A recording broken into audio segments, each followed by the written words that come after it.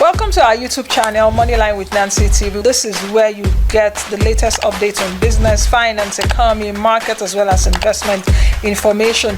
If you couldn't follow us live on television, please do subscribe to our YouTube channel. Also, press the notification bell so that you can get notifications. Thank you. Enjoy this video. On the west coast of the African continent, Ghana is trending. Of course, Ghana had its elections on Saturday, and that elections was mostly driven by the economy. Of course, we know that Ghana's economy has been characterized with economic crisis, economic woes. Ghana had an inflation rate of over 50% in 2022. Ghana as a country failed to make repayments on its external debt amounting to about $30 billion in 2022, failing for the first time to pay its external debt. Soaring food prices like we have here in Nigeria also characterize the economy of Ghana, as well as the plunging CD, as we've seen here in the country.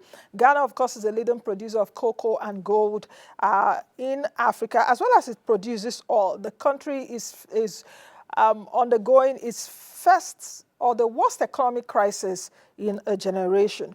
Though we've seen inflation slow down to about 20% in 2022, there's still a lot more to be done, as former President John Dramani Mahama is presumed has been voted in again. Of course, he ascended to presidency in 2012.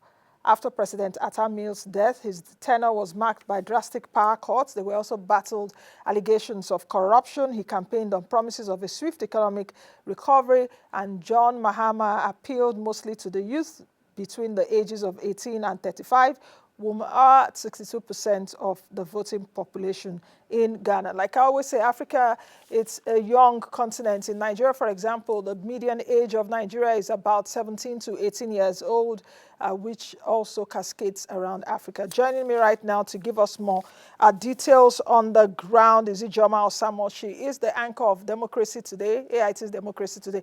Hello, Ijeoma. Good to have you on the show. Welcome. Thank you so much, Nancy. And how are you this morning? I'm good. How is Accra? How is Accra? Because I see a lot of, at least I've been monitoring the election since Saturday, so much jubilation that John Mahama is back. Where are we right now in terms of the election announcement? All right, at the moment, they're still waiting for some regions. And as at about 7 a.m. this morning, they were able to have 9 of the regions, with 4 confirmed by the Electoral Commission.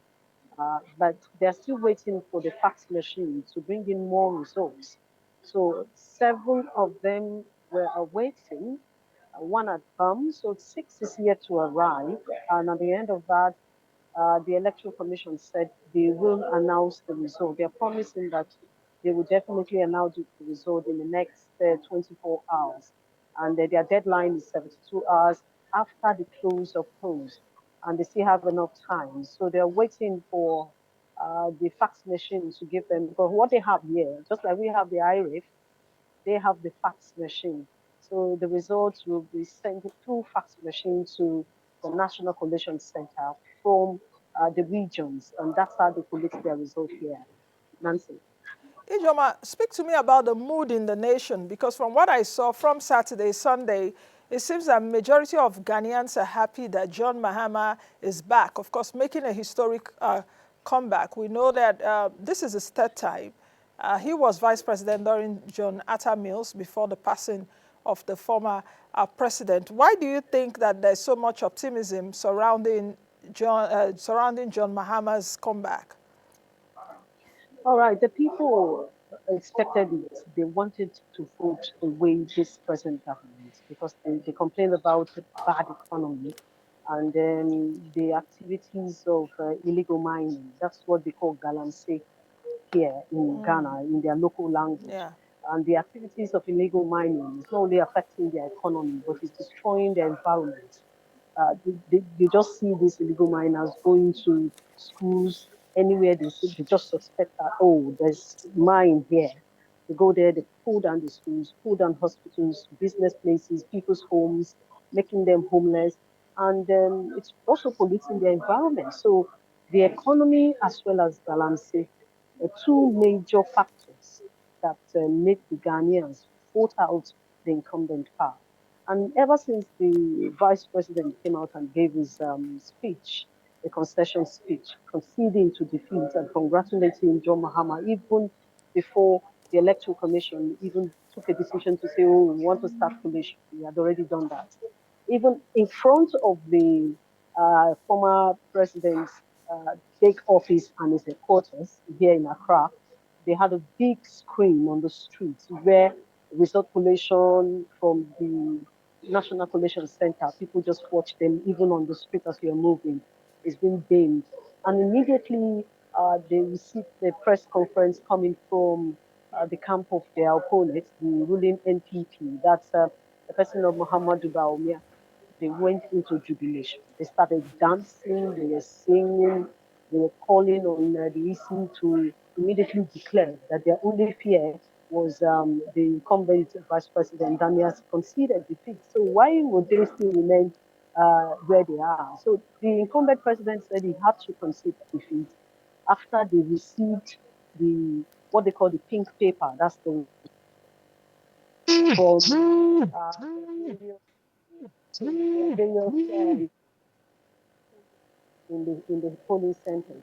So when they received them, they noticed that the polls were not in their favor. So he decided to say for peace to reign, instead of people to go take the streets and go into violence, let me concede, and congratulated John Mahama and told John Mahama that he will be glad to work for them, that he's open to work for them. So the economy is a major factor. It played a major factor here because the people are also begging. They were begging even before now. The foreign exchange is high and it is killing their business. But it seems that the government said they were handicapped, there was nothing they could do as at that time. So even before the election, the incumbent government had already said, oh, probably this will not go in our favor because of the fillers they were getting from the streets. Nancy. You know, like James Carville in the United States said, he used to work with President Bill Clinton then. He said the economy is stupid. You see that in many countries, the economy seems to be the driver of why there's a change in government or a change of president or whoever is at the helm of affairs. If you take a look at Muhammadu Baumia, of course, a former central bank deputy governor and Oxford graduate for that matter, I monitored also their campaigns, and the current vice president, of course, who is the candidate of the NPP, actually blamed the economic woes on external factors and COVID-19. Despite the MPP's policies on one district, one factory plan, as well as free education for senior secondary school students, yet they couldn't just convince Ghanaians that they had it all in control. What is the stark difference? Why do you think that Mahama was voted in again? And I'm asking this question on the premise of when President Mahama was there, then the economy was also not so good, but it did not plummet to this level. Mm. You see, they decided to vote in John Mahama because they felt that the economy then was far better than what they have now. Their slogan is "Take us back to where you met us." That's what they That said. reminds me of And President Jonathan here in Nigeria. yes, exactly. It's just a similar Yeah. incident that we have here too. And then also, the vice president concentrated more on technology. And each time he wants to speak, he will tell them technology will do the job. So they call him e-government. And he also introduced the electricity, electric cars. And people said that's not the problem they have. They need to feed. They cannot have food. Activities of corrupt politicians are killing the economy, and the illegal miners are also helping to destroy the local farmers. They don't have land to farm. They have no school to go to in the community, especially in the region where these things are happening. So the difference is that when John Mahama started his campaign, he knew, because he had been in power before, he knew what Ghanaians wanted. He had an idea of what made them voting out. though he said it was rigged out, that's what he said, but he kept saying that he's ready and he's coming back to fix the economy. So they now he tagged himself 24-hour economy. So that's what they call him. One is the e-government, the other one is the 24-hour economy. So when they now put the two cards in front of the people, they decided to choose the one who promised them 24-hour economy. So that's why I think that's the difference. That's why they voted John Mahama to come back and then repair the economy and make it a new one as it promised. Ijeoma, as a political, correspondent, as a political program anchor, what do you think are the lessons that we should learn from Ghana? I think I saw INEC chairman. Was he in Ghana with you guys? Yes, I interviewed him. That Oh, video you saw online yes. was my work. Yes, it was an exclusive interview So, so, between so, myself and so what is Mr. Yakubu learning from there? I don't know. There should be some kind of who will mark him now, as it were. yes, In terms of exactly. when he comes back to Nigeria, what are the lessons? Is he just going there? They went. I think they also went, or some INEC officials went when the U.S. was having their elections. What are we learning from this thing? Or is it just about traveling up and down and Esther code and all of that? What are we learning? Because That's it. Ghana really showed us an example in terms of, okay, Bahumia, even before the result has not even been called yet officially conceded. Okay, former President Jonathan is a shining light example about that on the African continent, agreed.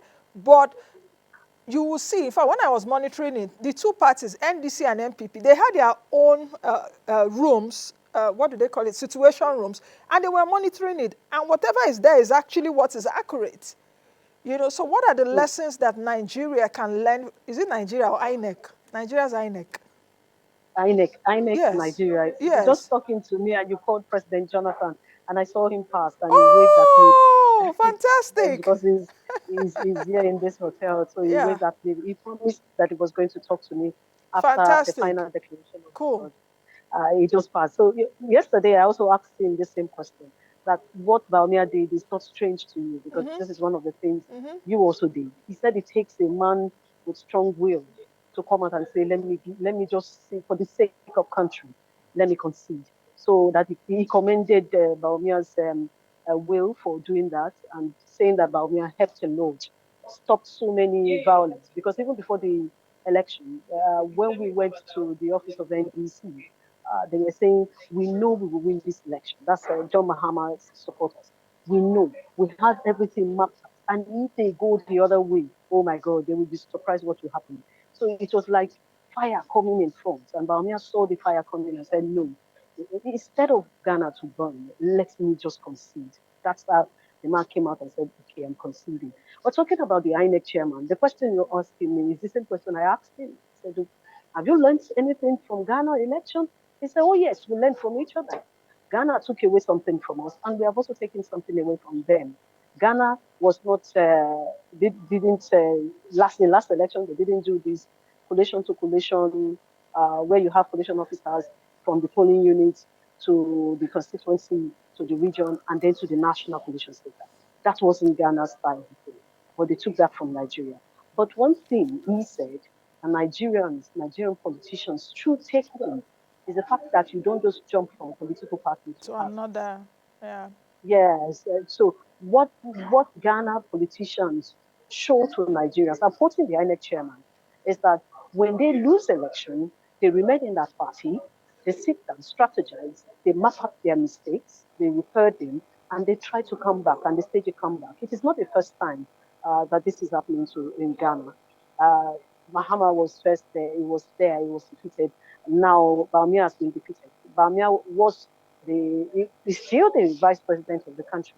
So if he feels that I have done 8 years with the incumbent, and just like let me put Jonathan, my blood is not worth the life of any guy, any Nigerian.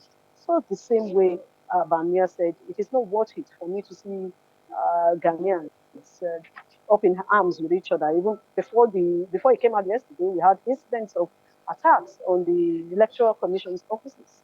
Some offices were burnt, and this morning confirmed two persons died during the election. So he said it's not worth it for his own ambition to not take away the shine of the people. So he called on his supporters to just be calm, that losing this one is not the end of life, rather it's the beginning of another journey, that they will go back, cross-check their mistakes, and come back again. So that was what he said. So the INEC chairman said, we have learned from them a lot. So Can I tell you one of the it remains to lessons? be seen what was learned. You know, our next Exactly. presidential election will be in 2027. It remains to be seen what has been learned so far from other democracies that have conducted elections. The other thing that I also noticed on Saturday, businesses went on as usual. There was no closing down. Yes, I was not at surprised. all. Not at People didn't all. close They down their only not businesses. at all. Not at all. I was in the market, and I had to speak with some of them. The Vox talk that I did for news that very day, which was on air. And on Friday, the government just announced public holidays. So offices were shut from Friday. They opened today. But businesses, people were going about their normal life. Buses, cars, markets were open, and except for some shopping malls that they use for polling centers. So those places were shut so that they can do the election. But you just leave your home, take a cab, and you see people telling you they are working. I'll go to the poll at 3 p.m. to go and cast my ballot. Let me just allow people to do that for now. When the crowd is reduced, I will go. Even the driver that took us to the various polling centers dropped us after we were done for the day. I went back at about 4:30 to cast this ballot. So it's very easy, and I don't know why they shut down the entire economy in Nigeria because of one election. I don't see any reason for that. Exactly, and not Nancy. just shut down even the entire economy, including states. I think Yes. last year it was about, I think 28 states voted with the presidential, so their economy was just on a shutdown. I hope the INEC chairman also learned from that. But some people will say, okay, Nigeria is a peculiar situation. Whether if people are also told to go to their businesses, different things will start happening, ballot snatching and all of that. But we really have a lot to learn from our brother Ghana, which is just about 34 million people. Thank you very much, Ijeoma. That's the population, 18 million Yes, people registered. Mm. you know, and anyway, let me not just go into it. Let's just end this. We wish you a safe trip back. Do all you can do Thank you so much. in Accra, you know, and like they say, Akwaba area. Uh, Thank you so much. Yeah. I appreciate it. Thank you Thank very you. much, Ijeoma. All right, that's Ijeoma Thank Osamor, the anchor of Democracy Today here on African Independent Television. Thank you for watching. In case this is your first time watching us, thank you. Don't forget to subscribe to our YouTube channel, drop your comments as well as like, and most of all, share our content. Bye.